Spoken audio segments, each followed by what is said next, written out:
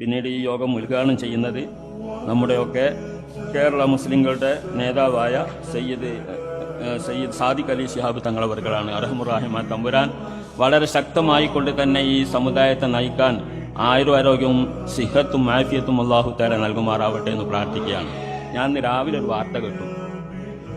രാവിലെ തന്നെ കുട്ടികൾ എനിക്കൊരു വാർത്ത കേൾപ്പിച്ചു തന്നു. മാതൃഭൂമി ചാനലിൻ്റെ വാർത്തയാണ്. ഇന്നത്തെ സമ്മേളനത്തിൽ സ്വാഗതം പറയുന്നത് ഉമ്മർ ഫൈസിയാണെന്ന് പറഞ്ഞാൽ പാണക്കാട് തങ്ങന്മാരുടെ വിരോധിയായ ഉമ്മർ ഫൈസി എന്നും പറഞ്ഞു. അതിൻ്റെ ഉദ്ഘാടനം ചെയ്യുന്നത് സാദിഖ് അലി തങ്ങളാണെന്നും പറഞ്ഞിട്ട് ഒരു കോമാളി വാർത്ത നടത്തിയിരുന്നു. അങ്ങനെ ഒന്നില്ല. ഇല്ലാത്തത് ഇങ്ങനെ കെട്ടിച്ചമച്ചുകൊണ്ട് ഞാൻ എന്നും പാണക്കാട് തങ്ങന്മാരെ ബഹുമാനിക്കുന്നവരാണ്. ഞാൻ 1980 എൻ്റെ ഒരു വീടുണ്ടാക്കി അതിൻ്റെ ഉദ്ഘാടനം ചെയ്തത് ബഹുമാനപ്പെട്ട സയ്യിദ് മുഹമ്മദ് അലി ശിഹാബ് തങ്ങളാണ്. അദ്ദേഹം എനിക്ക് അന്ന് ഒരു പൈസ തന്നിരുന്നു. അത് ഇന്നും എൻ്റെ ബെൽറ്റിലുണ്ട്. അതൊരു ബർക്കത്തിൻ്റെ പൈസയായിട്ട് ഞാൻ സൂക്ഷിച്ചതാണ്. എനിക്കതിൻ്റെ ഒരു വിശ്വാസമുണ്ട്. അതുകൊണ്ട് അതിന് ശേഷം എനിക്ക് വലിയ സാമ്പത്തിക ബുദ്ധിമുട്ടൊന്നുമില്ല. സാമ്പത്തിക ബുദ്ധിമുട്ടിലായില്ല ഞാൻ വിശ്വസിക്കുന്നു. അതങ്ങനെ തന്നെയാണോ? എനിക്ക് നിറഞ്ഞ ജോലിയുണ്ട്, പക്ഷെ എനിക്ക് എവിടെയും ശമ്പളമില്ല.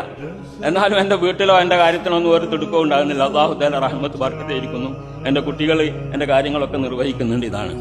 അപ്പം അത് സാമ്പത്തിക മേഖലയെന്ന് മാത്രമല്ല, എന്തെങ്കിലും വിഷമമൊക്കെ ഉണ്ടായാൽ നമ്മൾ ചെന്ന് അന്യായം പറയുന്ന അല്ലെങ്കിൽ നമുക്ക് തണലായി നിൽക്കുന്ന ഒരു കുടുംബമാണ് പാണക്കാട് കുടുംബം.